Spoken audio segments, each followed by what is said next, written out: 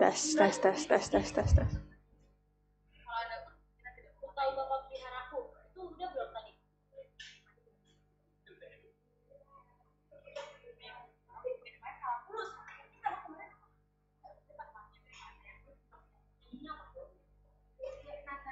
Beda. Oh, aku tahu nih. Beda itu ya. Kadang ada yang mirip-mirip tuh.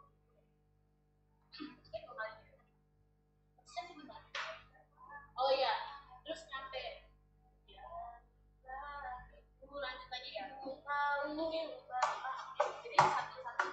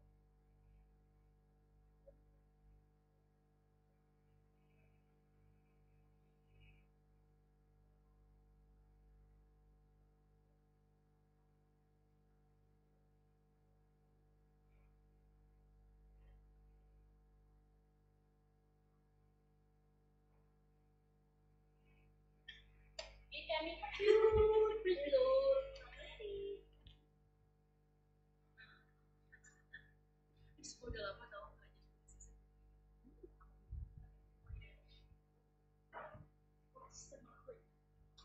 Ayo Nen.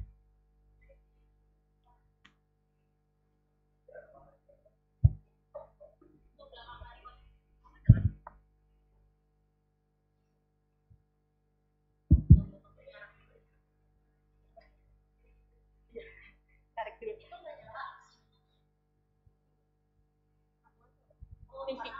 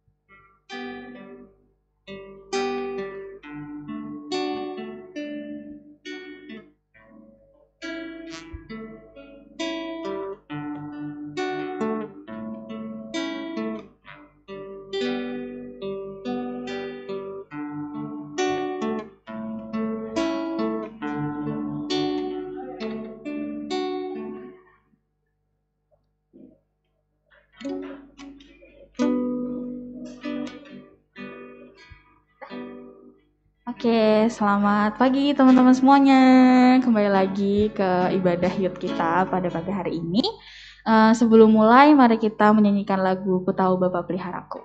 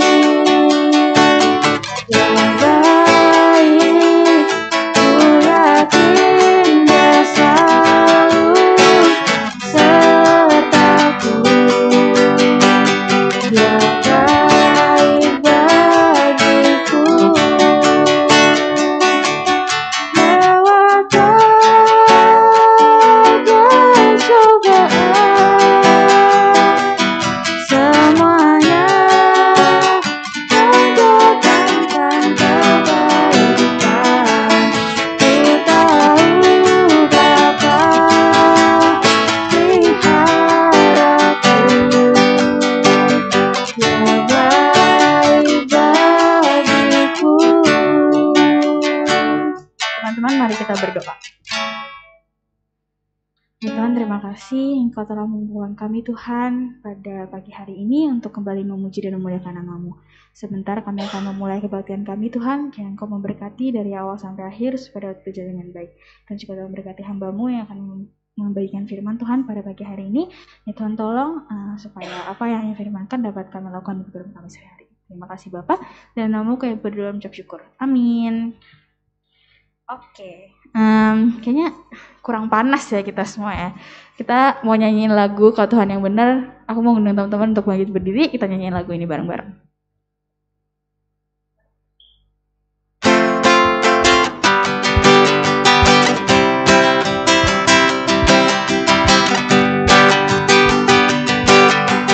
Kau gunung batuku dan kau kota bentengku, tak akan ku ragu. Jamin hidupku, kau keselamatanku dan kau yang membelaku, tak akan ku takut. Kuasamu di dalamku, walau badai menerpa di dalam hidupku ini, namun tanganmu Tuhan mengangkatku tinggi. Kau Tuhan yang benar, tak pernah tinggalkan. Dahulu sekarang selamanya, janji-Mu tak berubah. Kau Alfa dan Omega, awal dan akhir. Semesta alam memuja Engkau Tuhan yang benar. Ini lagu ini dari awal. Kau gunung batuku dan kau kota bentengku, tak akan ku ragu. Panjang hidupku, kau keselamatanku dan kau yang membelaku, tak akan ku takut.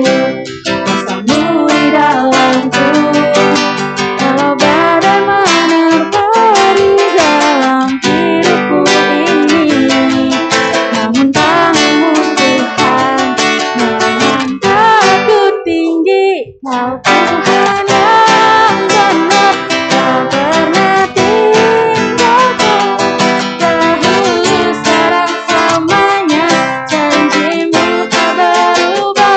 Kau Alfa dan Omega, awal dan akhir. Semesta alam memuja Engkau Tuhan yang benar. Kau Tuhan yang benar, tak pernah tinggalkan. Dahulu sekarang selamanya, janji-Mu tak berubah. Kau Alfa dan Omega, awal dan akhir. Semesta alam memuja Engkau Tuhan yang benar. Silakan duduk teman-teman.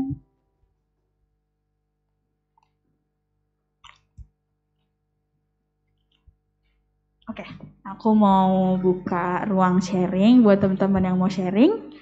Apakah ada mungkin kejadian seminggu ini atau ada hal yang disyukuri? Apakah ada? Pas dia WL kan targetnya aku, gantian. Ada yang di-sharingkan nggak? Nggak ada. Udah di depan nih. Apakah ada teman-teman? Tidak ada, tidak ada? Tidak ada? Oke, ya. Kalau gitu kita akan sebentar lagi kita mendengarkan firman Tuhan dari Kak Niko. Kita mau persiapkan hati kita mau nyanyiin lagu Tak Terbatas.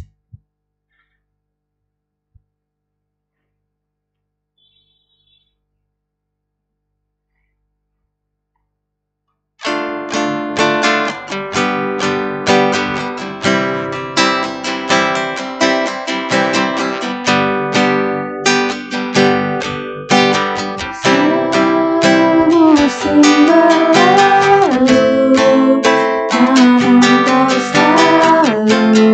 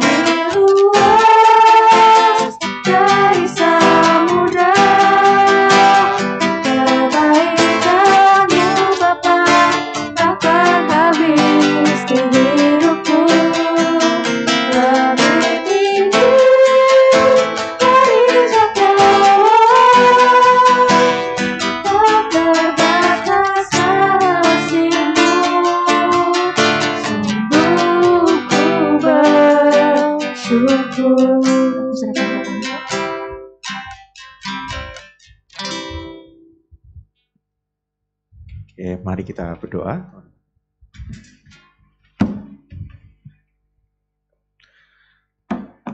Tuhan Yesus, terima kasih untuk siang hari ini kami boleh berkumpul, bersama-sama bersekutu, beribadah di tempat ini.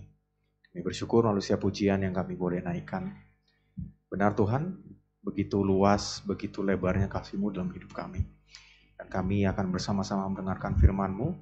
Kiranya melalui firman Tuhan yang kami boleh dengarkan, kami boleh kembali diingatkan akan kasih-Mu yang begitu luar biasa di dalam kehidupan setiap kami. Jadi dalam nama Tuhan Yesus kami menyerahkan pemberitaan firman Tuhan pada pagi hari ini.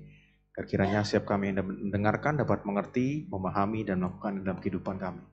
Jadi dalam nama Tuhan Yesus kami sudah berdoa dan mengucap syukur. Amin. Oke, shalom teman-teman. Oke, nah, hari ini mulainya agak siang nih, jadi rawan ngantuk biasanya. Oke, kita hari ini akan bersama-sama merenungkan sebuah tema yang rada berat sebetulnya, karena ini tema yang secara secara kognisi kita bisa ngerti gitu ya, tapi susah untuk dilakukan. Jadi tema hari ini adalah Mesias menderita dan para pengikutnya. Yuk kita sama-sama buka dari Lukas pasal yang ke-9. Lukas pasal yang ke-9, ayat yang ke-22 sampai ayat yang ke-27. Cukup singkat. Lukas pasal 9 ayat 22 sampai ayat 27. Oke. Kalau teman-teman udah ketemu, kita akan membacakan secara bergantian. Yang sebelah sini dari Antonia ke sini ayat genap ayat 22, nanti aku ikut bagian sini ya. Lalu ayat Aurel ke sebelah sini ayat yang ganjil ayat 23 dan begitu seterusnya. Pemberitahuan pertama tentang penderitaan Yesus dan syarat-syarat mengikuti Dia. 1, 2, 3. Dan Yesus berkata, anak manusia harus menanggung banyak penderitaan dan ditolak oleh tua-tua, imam-imam kepala dan ahli-ahli Taurat. Lalu dibunuh dan dibangkitkan pada hari yang ketiga.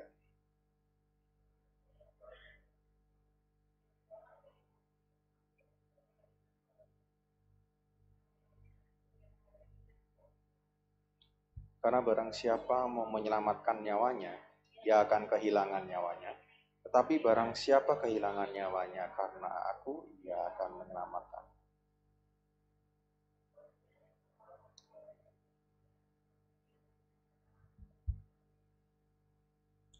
Sebab barang siapa malu karena aku, anak manusia juga akan malu karena orang. Apabila ia datang kelak dalam kemuliaannya, dalam kemuliaan Bapa dan malaikat-malaikat kudus.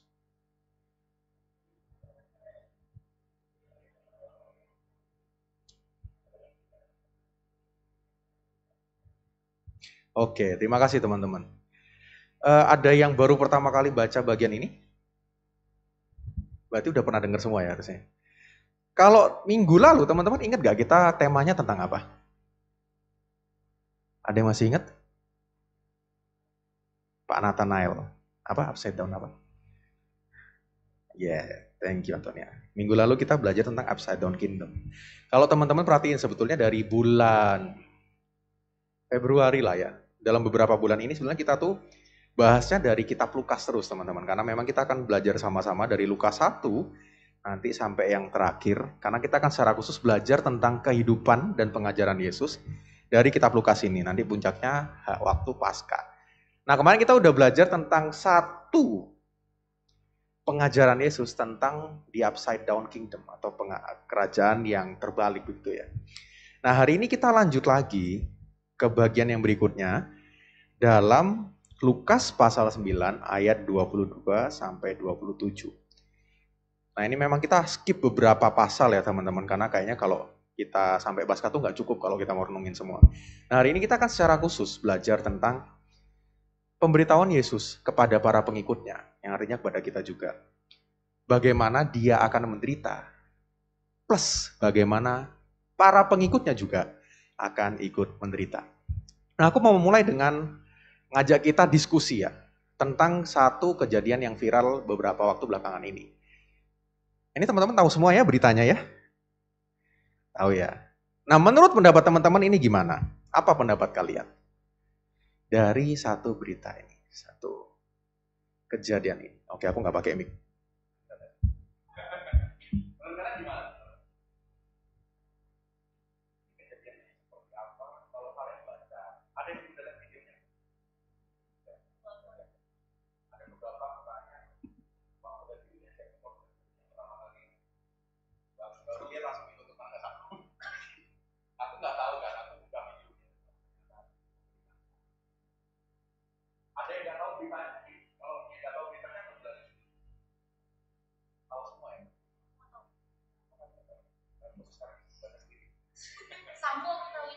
Ini sebetulnya, nah kalau kamu tahu Sambo. Siapanya Sambo? Ini dia nggak ada hubungan darah sama Sambo. Tapi kejadiannya, kronologinya bisa dibilang lumayan. Wah. Jadi intinya si pacarnya Mario tadi namanya dari namanya sebetulnya kita pikir orang Kristen yang cowok kayak. Nah pacarnya si Mario tadi si Agus tadi dia bilang dilecehkan sama mata-mata. Dan terima si Mario tadi ini memiliki cara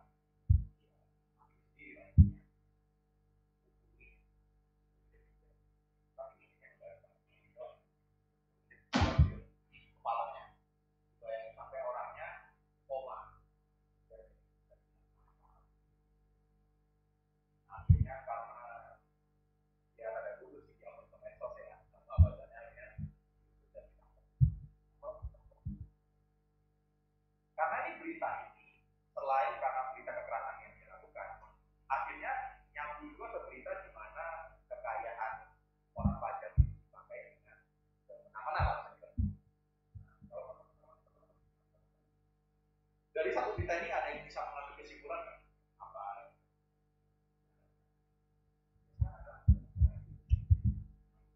Ini lo ada kalian mikir.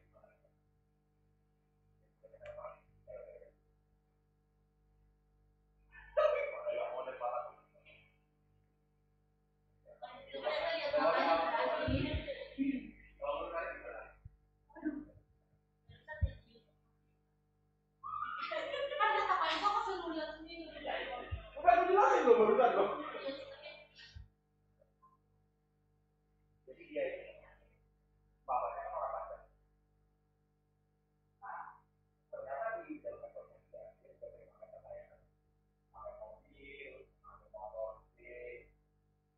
apa yang dia bilang dia katanya kita dari pajak itu sampai mati-mati sama orang pajak.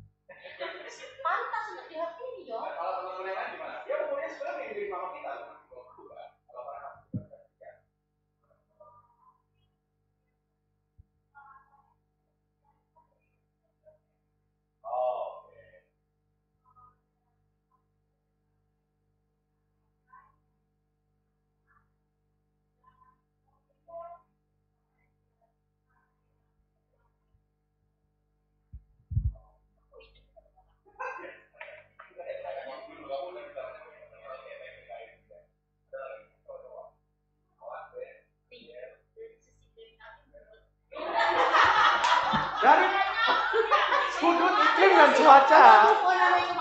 Bingung nyambungnya di mana. Lo Itu kayaknya penganiayaannya waktu mendung malam bisa begitu. Masuk. Gimana, ada pendapat nggak? Betul.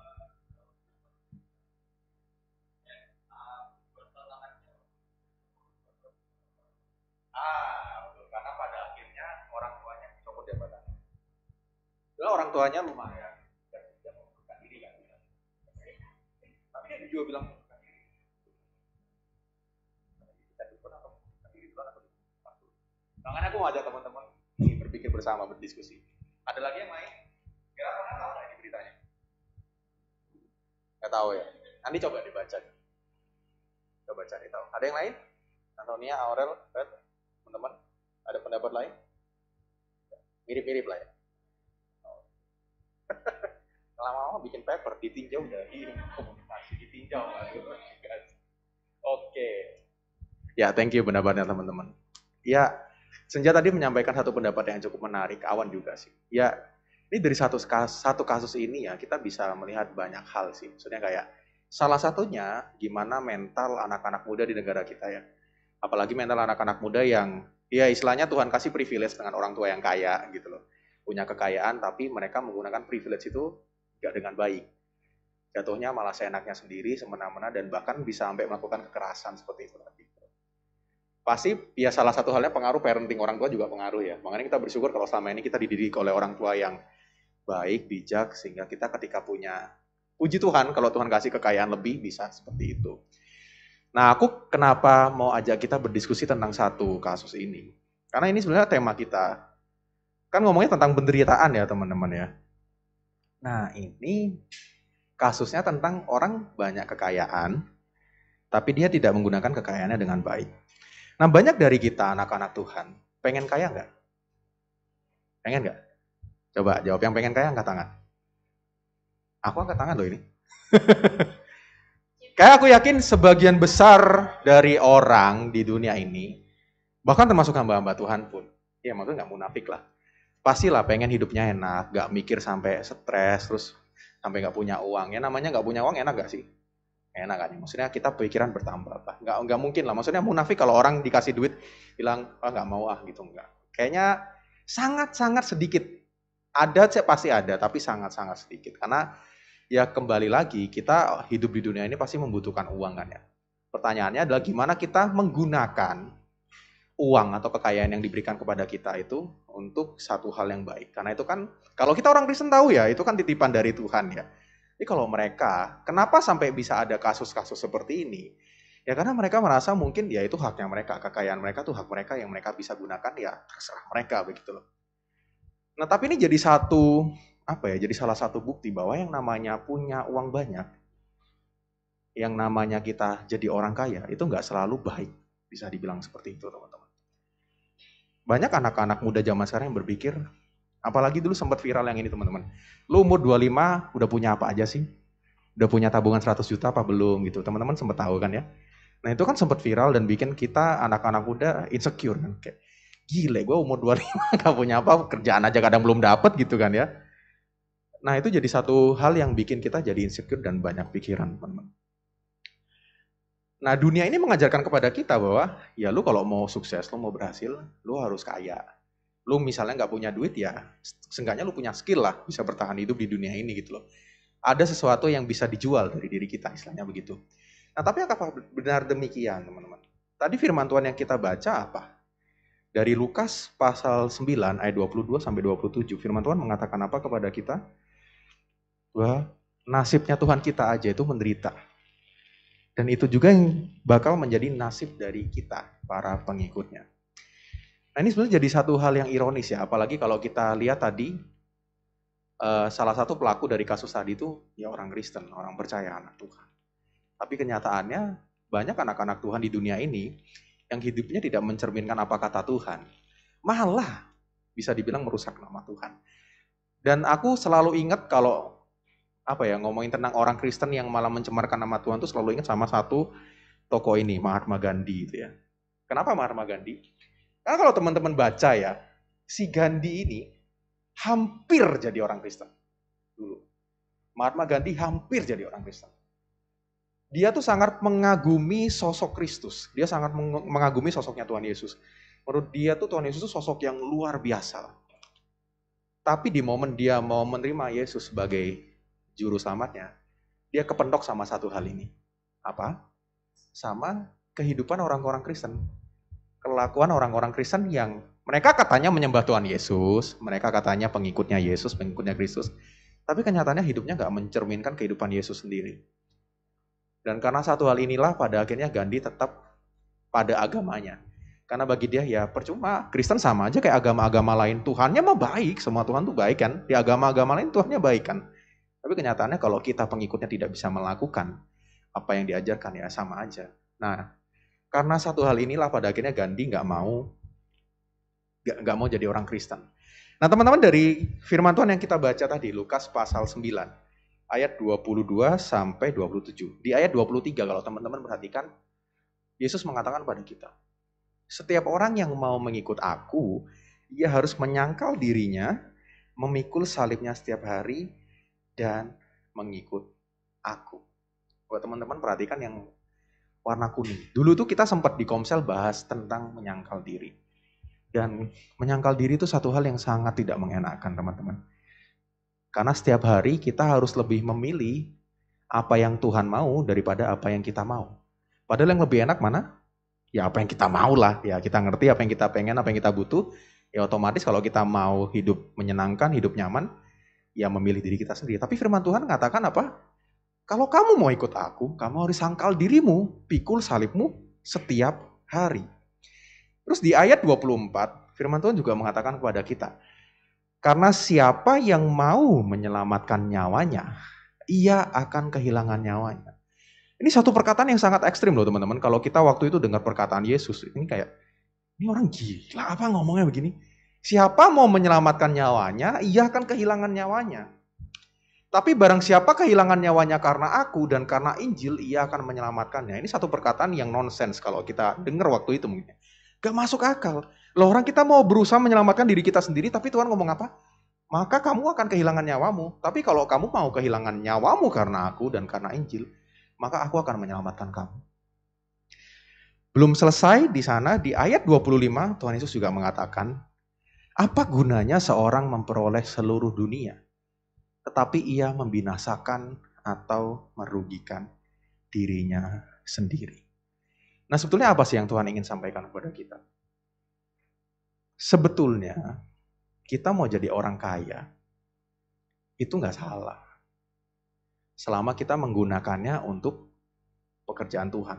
Kalau mau dikatakan secara simpel, secara sederhana ya. Tapi kenyataannya banyak orang di dunia ini yang berusaha mengejar uang, mengejar kekayaan, pada akhirnya buat dirinya sendiri. Buat kenyamanan dirinya sendiri. Nah firman Tuhan ngomong apa? Kalau lu di dunia ini hidupnya buat diri lu sendiri secara simpel ya. Kalau hidup lu cuma mentingin apa yang lu mau, apa yang lu pengen, pada akhirnya lu akan kehilangan nyawa lu. Firman Tuhan ngomong gitu ke kita. Tapi kalau kita mau hidup buat Tuhan, mau kita menderita, mau kita sakit-sakitan, mau kita nggak punya uang, mau kita jatuh miskin, bahkan kalau kita kehilangan nyawa kita pun karena kita ikut Tuhan. Firman Tuhan mengatakan apa? Tuhan akan menyelamatkan kita. Ini satu hal yang sangat ekstrim sebenarnya teman-teman.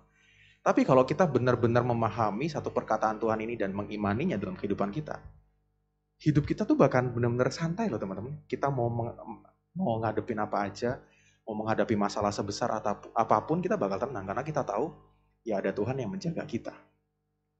Nah teman-teman, aku mau mengutip satu kutipan ya, satu quotes dari karakter Disney namanya Mulan. Nah di dalam filmnya Mulan tuh pernah ngomong begini teman-teman. Ini bahasa Inggrisnya, silahkan dibaca. Nanti aku ngomong salah. Kalau dalam bahasa terjemahan yang aku terjemahkan secara bebas, Mulan tuh ngomong, sebuah bunga yang mekar dalam kondisi yang sulit, dalam kondisi yang tidak ideal, itu adalah bunga yang paling langka dan bunga yang paling indah. Jadi biasanya bunga yang paling indah dan bunga yang paling langka, paling jarang ditemui, itu adalah bunga yang dia tumbuh, dia mekar dalam sebuah tempat yang sulit, keadaan yang sulit. Nah apa artinya teman-teman? Satu hal yang indah, satu hal yang baik, itu biasanya dapat tercipta, dapat terbentuk. Karena ada suatu lingkungan, ada sebuah kondisi di sekitarnya yang mungkin berat, mungkin gak ideal buat dia bertumbuh. Tapi di dalam lingkungan itu dia tetap bisa bertumbuh, dia tetap bisa terbentuk, dan itu jadi satu hal yang sangat indah. Dan aku mau kutip satu lagi perkataan dari seorang penulis dalam buku Not Offend. Namanya Kyle Idleman. Dia mengatakan seperti ini, teman-teman. Kontributor terbesar terhadap pertumbuhan kerohanian kita atau pertumbuhan iman kita adalah kondisi yang sulit atau penderitaan yang kita alami. Jadi,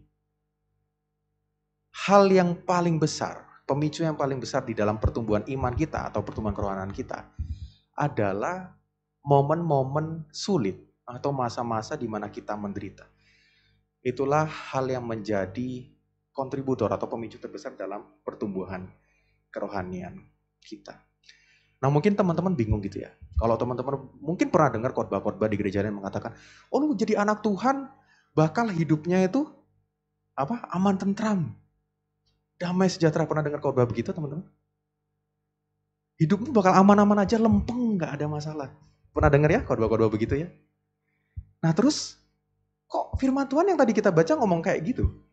Kalau kamu ikut Tuhan, kamu akan menderita. Kamu harus menyangkal dirimu, kamu harus mengikut salib. Kalau teman-teman dengar dua hal tadi, bingung nggak? Bingung nggak? Dulu aku pernah bingung, teman-teman. Kok ini kayaknya berkontradiksi ya? Yang satu firman Tuhan ngomong gini, yang satu ngomongnya seperti ini. Tapi apakah benar demikian, teman-teman? Nah, kalau kita baca, biasanya pengkhotbah-pengkhotbah yang mengatakan, "Oh, kamu ikut Tuhan gak akan ada masalah.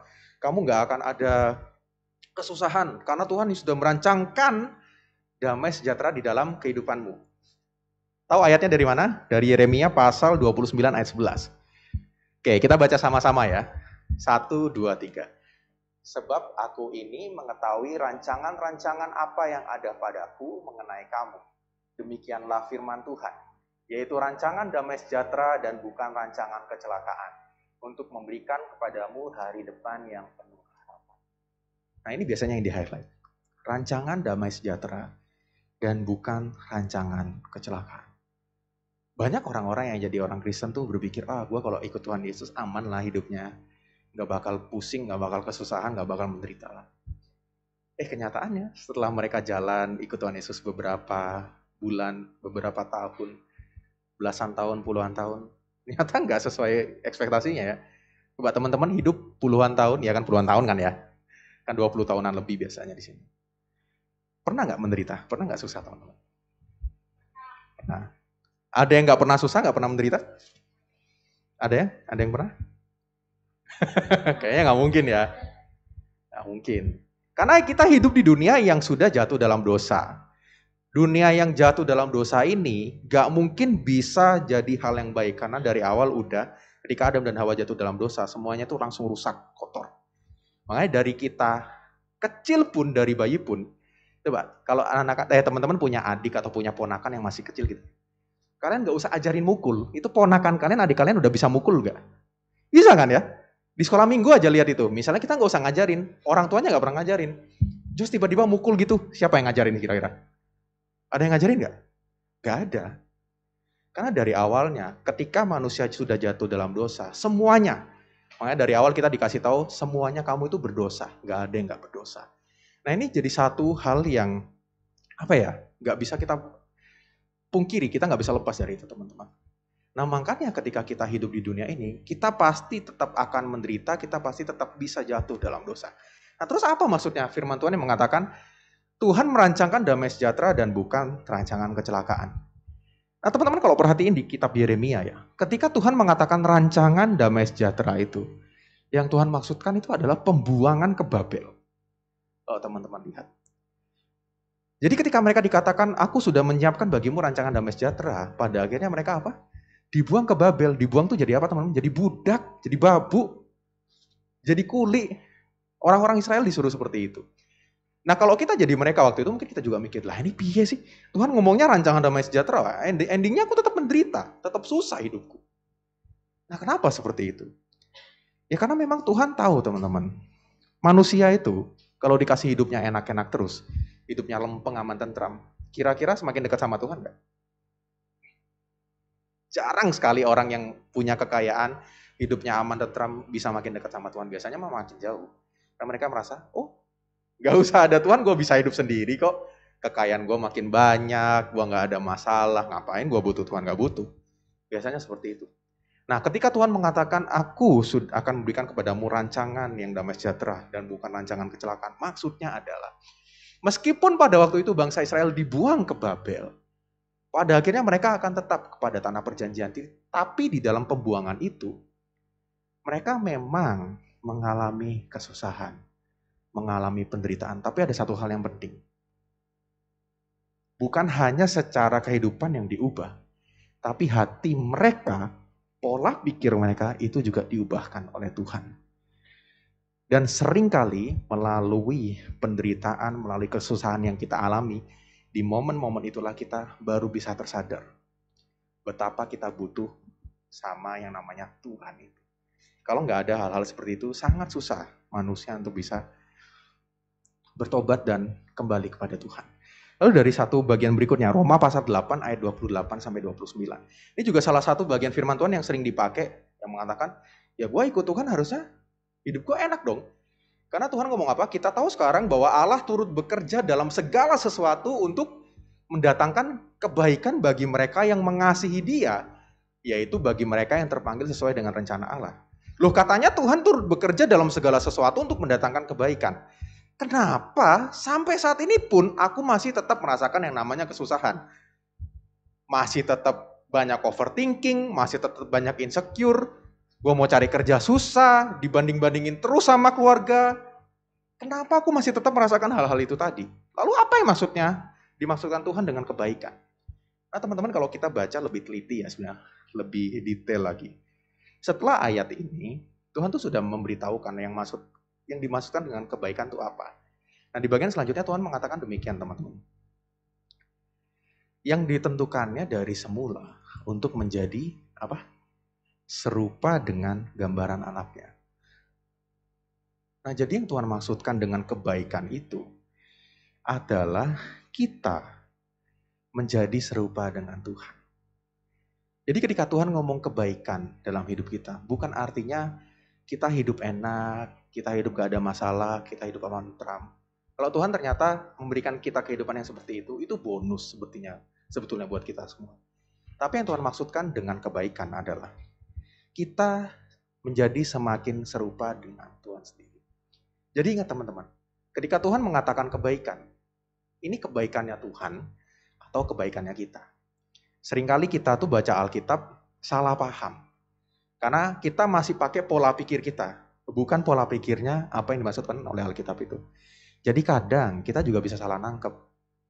Dan kalau salah nangkep itu bahaya teman-teman. Karena kita bisa, ya pada akhirnya entah kalau nggak menyalahkan Tuhan, ngomel sama Tuhan, kenapa? Karena mungkin kita belum benar-benar paham apa yang dimaksudkan Tuhan. Nah yang Tuhan maksudkan dengan kebaikan adalah bahwa Ia turut bekerja dalam segala sesuatu untuk mendatangkan kebaikan adalah supaya kita bisa hari makin hari lepas hari itu bisa semakin serupa dengan Tuhan itu sendiri. Memang di dunia ini kita nggak akan bisa menghindari yang namanya kejahatan, penderitaan, ataupun kematian. Karena dari dulu yang menjadi persoalan dasar kita manusia adalah ketiga hal ini teman-teman. Kita manusia tuh selalu berusaha menghindari yang namanya kejahatan. Makanya banyak orang-orang di perumahan kalian, apalagi selama masa pandemi, makin banyak kan security-nya. Satpam kompleksnya makin banyak kan. Belum lagi sekarang ada banyak pengamanan-pengamanan yang diberikan. Kita taruh CCTV di mana-mana. Karena kita takut, manusia tuh takut kalau dia terancam dengan kejahatan. Mungkin ada pencuri, perampok lah, dan banyak hal lainnya. Kemudian sama juga dengan penderitaan teman-teman. Kita manusia tuh takut banget menderita. Kalau kita bisa hidup enak, gak perlu menderita, pasti kita akan pilih pilihan yang itu kan. Karena dari dulu ini jadi persoalan bagi kita manusia. Dan yang terakhir, kematian. Dari dulu manusia tuh berusaha mencari cara gimana caranya biar bisa hidup abadi, biar bisa gak mati. Nah, kalau teman-teman cari, lihat film gitu ya, film-film fiksi biasanya. Yang film-film petualangan, kayak yang aku tahu tuh Tomb Raider. Itu dulu ada ceritanya dia cari kolam atau cari satu hal yang bisa membuat hidup abadi. Terus kalau teman-teman lihat di filmnya Marvel, Shang-Chi kalau teman-teman lihat, itu ada salah satu tokoh yang dia pakai gelang itu, dia bisa hidupnya abadi. Nah, kenapa ini dibuat jadi film? Karena memang dari dulu manusia itu berusaha biar dia bisa hidup abadi. Ketika dia bisa hidup abadi, nggak mati, ya berarti otomatis bisa menikmati hidup lebih lama kan, pikirnya di dunia ini. Kenyataannya apa? Ketika hidup makin lama di dunia ini yang dirasakan makin banyak apa? Penderitaannya juga teman-teman, susahnya juga makin banyak. Nah teman-teman, ini adalah 3 hal yang dari dulu jadi persoalan dasar manusia dan kita manusia selalu berusaha menghindarinya. Tapi firman Tuhan ngomong apa kepada kita? Di dalam Roma pasal 8 juga, ayat yang ke-28 sampai 29. Udah Tuhan tuh udah ngomong ke kita. Tuhan udah kasih preview, Tuhan udah kasih tahu dulu. Tuhan mengatakan bahwa semuanya itu kukatakan kepadamu, supaya kamu beroleh damai sejahtera dalam aku. Di dalam dunia, kamu menderita penganiayaan. Tetapi kuatkanlah hatimu. Kucing, gitu aku. Tapi kuatkanlah hatimu apa? Aku telah mengalahkan dunia. Jadi, memang di dalam dunia ini kita bakal menghadapi yang namanya penderitaan, kesusahan, penganiayaan. Itu pasti teman-teman. Kita nggak bakal bisa menghindarinya. Tapi jangan lupa juga, jangan hanya meng-highlight kata-kata menderita penganiayaan ini. Ada yang berikutnya. Tuhan juga mengatakan, kuatkanlah hatimu. Karena aku, Tuhan Yesus, sudah mengalahkan dunia. Sudah mengalahkan segala kuasa dosa dan maut. Jadi meskipun kita mengalami kesusahan, penderitaan, masalah apapun itu, kita hanya perlu tenang. Karena Tuhan sudah mengalahkan itu semua. Teman-teman gak usah takut kalau gue mengalami penderitaan, bahkan sampai mati sekalipun, gue nanti kemana ini? Selama kita udah percaya sama Tuhan Yesus, itu Tuhan udah berikan jaminan yang kekal, jaminan yang mulia untuk kita semua. Nah karena itu kita perlu punya pola pikir yang benar teman-teman. Nah aku mau kasih satu ilustrasi. Ini aku dulu pernah kasih ilustrasi ini waktu khotbah di umum. Ini ilustrasi tentang cerita 2 sales sepatu teman-teman. Kalau ada yang pernah dengar, bagus. Kalau belum pernah dengar, lebih bagus lagi. Nah jadi ceritanya di satu kota di Afrika. Ada sebuah perusahaan sepatu yang mau buka cabang di sana. Dikirimlah satu orang sales teman-teman. Sales ini datang. Oke, kamu coba survei dulu di sana. Gimana pasarnya? Kira-kira kita bisa nggak kalau mau buka toko sepatu di sana, mau buka pabrik sepatu di sana? Kalau ternyata nggak bisa, kita nggak akan buka. Daripada kita udah buka pabrik ternyata rugi. Oke, akhirnya si sales ini pergilah. Dia lihat ke sana. Namanya kota di Afrika ya. Kan Afrika tuh panas ya teman-teman. Rata-rata orangnya itu nyeker. Kalau nggak nyeker ya pakai sandal. Nah dia lihat, ini gimana kita mau buka pabrik sepatu, orangnya aja nggak ada yang pakai sepatu. Pada nyeker semua, pada pakai sandal semua. Dia baliklah ke bosnya, dia bilang, bos kayaknya susah deh kita mau buka pabrik sepatu. Gak ada yang pakai sepatu loh. Nanti siapa yang beli? Mereka tuh pakai sandal semua. Syukur-syukur masih pakai sandal. Beberapa malah nyeker. Itu anak kecil tuh, nggak pakai baju, pakai sempak doang no. Pakai celana dalam doang. Ini gimana kita mau jualan sepatu? Susah lah bos. Si bosnya ini mikir. Iya ya. Tapi dia tuh masih nggak yakin teman-teman. Masih berusaha, masa sih kita nggak bisa buka pabrik sepatu di sana? Akhirnya dia berusaha mengirimkan satu sales lagi. Satu sales ini rada berbeda dari sales yang sebelumnya. Dia mengamati dengan seksama, dia sampai masuk ke rumah-rumahnya penduduk di sana. Dia lihat, dia balik itu, dia baliknya semangat banget. Dan si bosnya bingung kan, ini sales kenapa semangat banget? Ih bos, kita bisa buka pabrik sepatu di sana. Pasti laku keras. Nah bosnya bingung kan, lah yang tadi satu bilang gak bakal bisa buka pabrik sepatu. Yang satu ini semangat banget, optimis banget. Ditanyalah sama si bos, kok kamu bisa semangat banget, optimis banget bisa buka pabrik sepatu di sana? Katanya orang-orang di sana gak pakai sepatu, pakainya sendal atau nyeker doang. Nah itu bos, itu peluang besar. Kalau kita buka pabrik sepatu, kita kasih tahu kegunaan sepatu buat mereka, mereka pasti beli semuanya. Karena saya lihat di sana ya bos ya, saya waktu masuk ke rumahnya tuh, rumah mereka ini rata-rata tuh udah di keramik semua. Rata-rata tuh udah bagus rumahnya. Nanti kita tinggal aja pakai sistem marketing yang bagus, udah cukup. Nanti kita kasih tahu aja ke mereka kegunaan sepatu tuh apa. Kalau pakai sepatu, 1, lebih empuk, jalan lebih enak, jalan jauh pun nggak capek. 2, kalau pakai sepatu, mereka nggak usah repot-repot cuci kaki, bersihin kaki untuk masuk ke rumah. Nanti tinggal lepas sepatu, masuk ke rumah yang udah keramik kan udah enak kan, bersih ya. Terus nanti kalau mereka pakai sepatu, wah banyak dah bos. Kita tinggal bagusin aja teknik marketing kita, pasti bisa laku keras di sana. Yang penting kita kasih harga jangan mahal-mahal bos, yang murah-murah aja. Nanti pasti laku keras lah. Si bosnya ini bingung teman-teman. Kok bisa ya dari satu tempat yang sama tapi ada 2 pola pikir yang berbeda. Akhirnya dia memutuskan untuk membuka pabrik sepatu di sana dan benar-benar laku keras. Nah teman-teman, apa yang kita bisa pelajari dari satu kisah ini?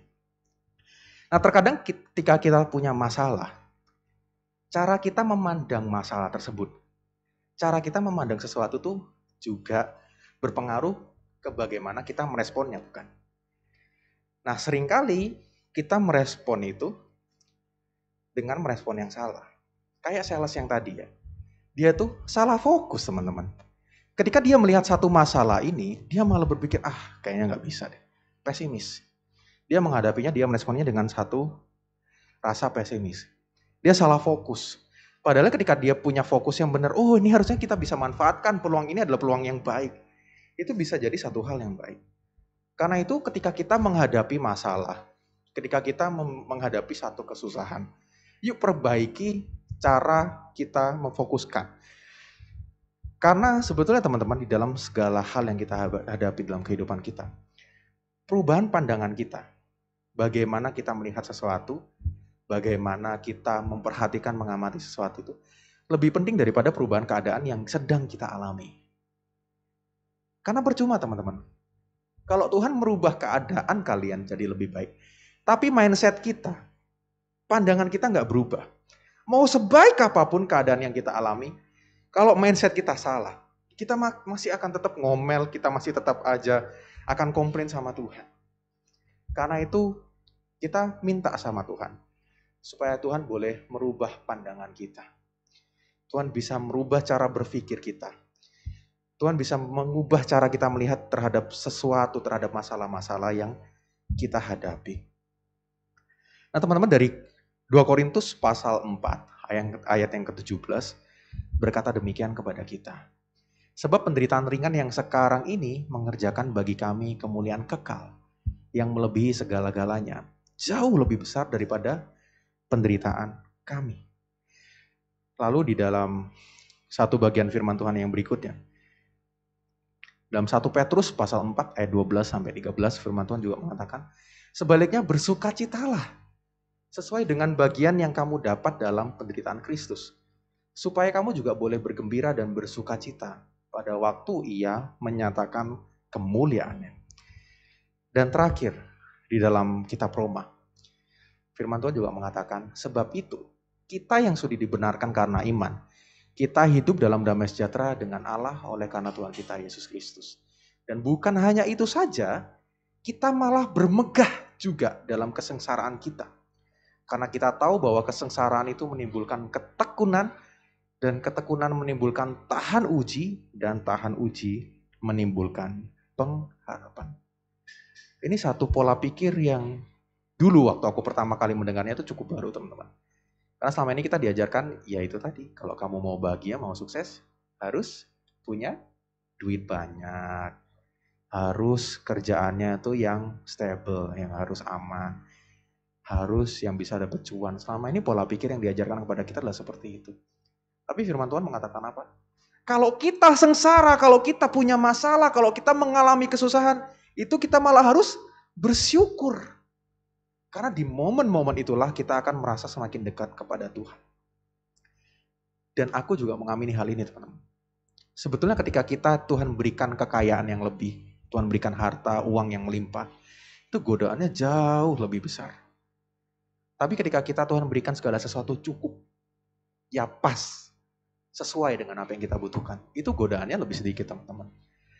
Dan malah ketika Tuhan izinkan menderita, Tuhan izinkan mengalami kesusahan, Tuhan izinkan merasakan kesengsaraan yang selama ini Tuhan Yesus juga rasakan. Ini jadi satu hal yang sebenarnya harus kita syukuri. Karena kita juga merasakan apa yang Tuhan kita rasakan. Bahkan di dalam keadaan ini, kalau kita bisa semakin bertumbuh imannya, kita bisa semakin mengenal Tuhan dan mengasihi Tuhan dalam hidup kita.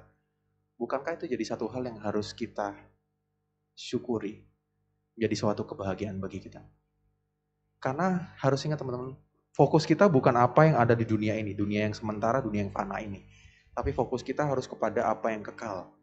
Hidup kita mungkin dunia ini cuma berapa tahun? 70 maksimal 100 tahun lebih teman-teman. Tapi nanti ketika kita sudah terangkat, kita sudah mati, dan kita kembali kepada Tuhan. Itu kehidupan yang kekal teman-teman. Jadi jangan kita korbankan kehidupan yang kekal itu demi kesenangan yang hanya berpuluh-puluh tahun di dunia ini. Karena Tuhan juga sudah mengatakan kepada kita,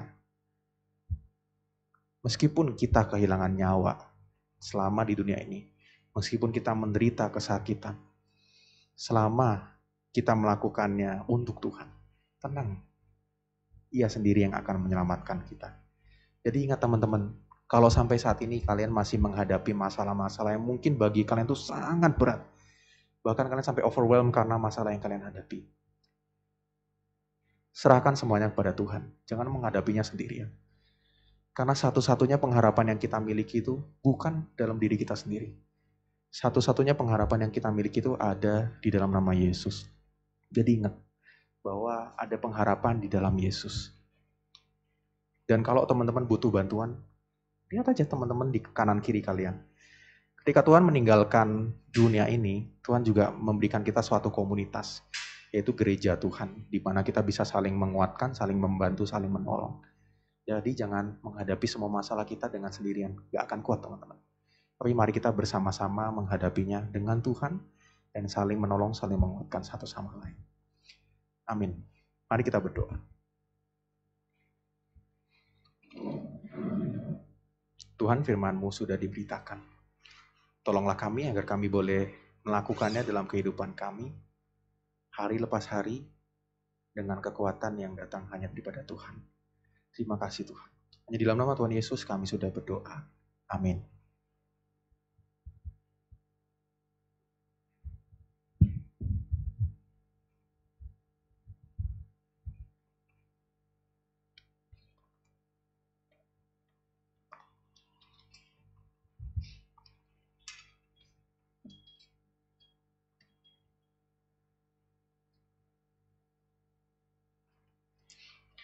Oke, thank you Kaniko buat firmannya. Aku belajar banyak sih dari firman kali ini, dan tadi ayat yang Yeremia 29 ayat 11 itu jadi ayat yang paling aku suka dari Alkitab.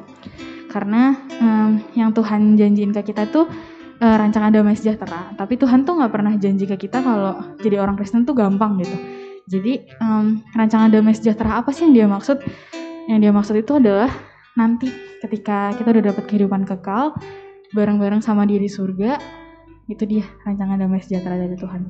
Kita juga harus bersyukur, tadi apa yang Kaniko bilang, kita bersyukur kalau Tuhan tuh ngizinin kita mengalami penderitaan dan merasakan apa yang Tuhan rasakan.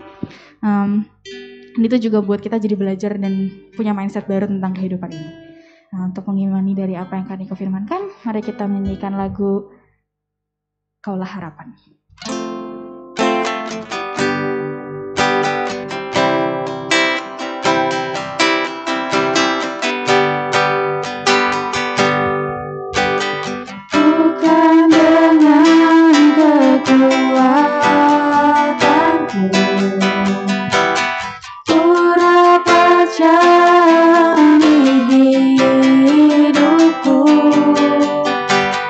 Tanpa Tuhan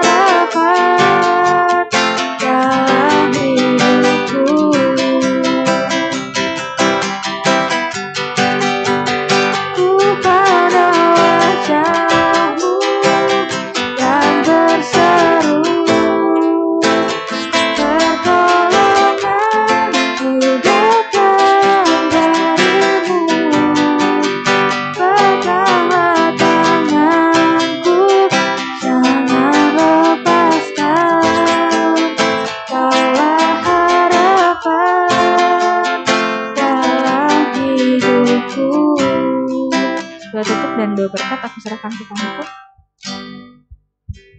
Mari kita berdoa. Tuhan, terima kasih untuk hari ini kami boleh kembali datang ke gereja-Mu. Kami boleh memuji Tuhan, kami boleh bersekutu, kami boleh mendengarkan firman Tuhan. Kami bersyukur untuk setiap hal yang kami boleh rasakan dan alami dalam kehidupan kami ini, Tuhan. Dan Bapa, setelah lagi kami akan pulang ke rumah kami masing-masing. Seperti firman Tuhan yang telah kami dengarkan. Kiranya teguhkanlah hati kami untuk boleh terus percaya kepada rancangan-Mu yang indah dalam kehidupan kami. Dan kuatkanlah kaki kami ini ya Tuhan, untuk boleh terus melangkah bersama-sama dengan Engkau, menghadapi segala lika-liku kehidupan kami. Karena kami yakin dan percaya bahwa bersama-sama dengan-Mu sajalah kami bisa menjalani kehidupan ini dengan hati yang dilimpahi dengan sukacita, dengan hati yang penuh dengan damai sejahtera. Karena itu teman-teman yang terkasih di dalam Tuhan, marilah kita pulang dan menerima berkat daripada Tuhan. Kiranya anugerah dari Allah Bapa, kasih karunia daripada Yesus Kristus, dan persekutuan dari Roh Kudus menyertai kita semua dari saat ini sampai selama-lamanya. Amin. Bapa, terima kasih.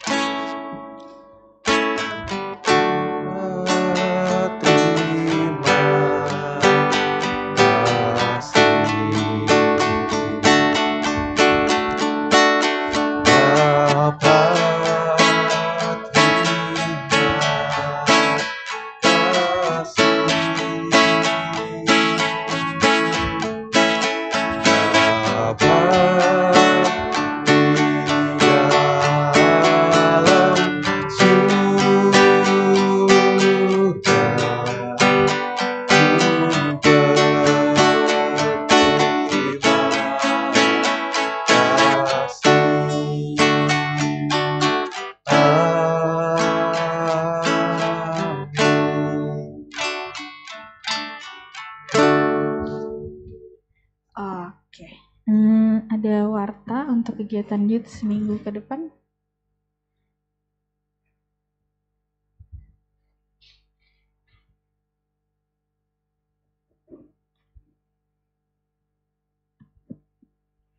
Oke, terima kasih Civeve, Cibel, aku dan Nia untuk pelayanan hari ini dan teman-temannya sudah hadir pada hari ini.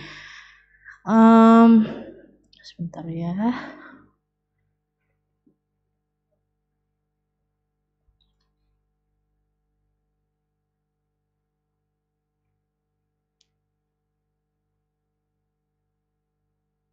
Kak Antoni untuk pelayannya jadinya masih ngikutin yang di sini.